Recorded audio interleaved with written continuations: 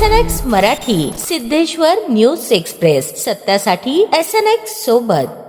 शहर व जिल्ह्यातील अनेक खासगी रुग्णालयांमध्ये कोणतेही अधिकृत नर्सिंग शिक्षण अथवा महाराष्ट्र नर्सिंग काउन्सिलची नोंदणी नसलेल्या महिलांना नर्स व सिस्टर म्हणून नियुक्त करून रुग्णांच्या जीवाशी खेळ केला जात असल्याचा गंभीर आरोप राष्ट्रीय छावा संघटनेचे प्रदेश उपाध्यक्ष ॲडव्होकेट योगेश पवार यांनी केला आहे। या संदर्भात जिल्हाधिकारी, सिव्हिल सर्जन व महानगरपालिका आरोग्य विभागाकडे लेखी तक्रार दाखल करण्यात आली असून जिल्हाभरातील खासगी रुग्णालयांची तातडीने तपासणी करून दोषींवर कठोर कारवाई करण्याची मागणी करण्यात आली आहे। तक्रारीनुसार नर्सिंग व्यवसायासाठी ANM, GNM, BSc नर्सिंग किंवा पोस्ट बेसिक BSc नर्सिंग यांसारखी शैक्षणिक पात्रता आणि महाराष्ट्र नर्सिंग काउन्सिलमध्ये नोंदणी बंधनकारक असतानाही अनेक रुग्णालयांमध्ये अपात्र महिलांकडून इंजेक्शन देणे, सलाईन लावणे, ड्रेसिंग करणे तसेच औषधोपचाराशी संबंधित धोकादायक कामे करून घेतली जातात।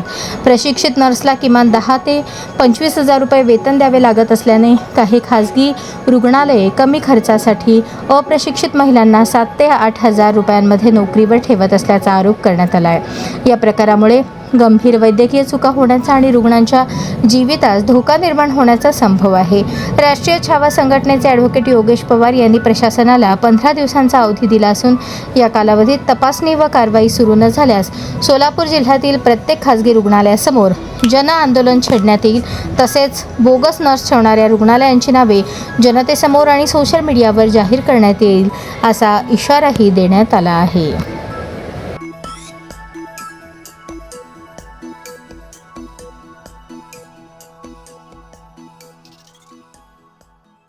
सिटी आणि ग्रामीणमध्ये जेवढेही हॉस्पिटल्स आहेत, खाजगी हॉस्पिटल्स असतील किंवा शासकीयचा शक्यतो विषय येत नाही, पण जेवढेही खाजगी हॉस्पिटल्स आहेत त्या हॉस्पिटलमध्ये जे सिस्टर म्हणून जे आहेत, नर्स म्हणून आहेत, त्यांची शैक्षणिक पात्रता नसताना सुद्धा त्यांना काही हॉस्पिटल स्वतःचा धंदा वाढवण्यासाठी किंवा उत्पन्न वाढवण्यासाठी किंवा खर्च कमी करण्यासाठी जे शैक्षणिकदृष्ट्या अपात्र आहेत, जे GNM, ANM पास नाही आहेत किंवा नर्सिंग कोर्स पास नाही आहेत अशांना ठेवतात।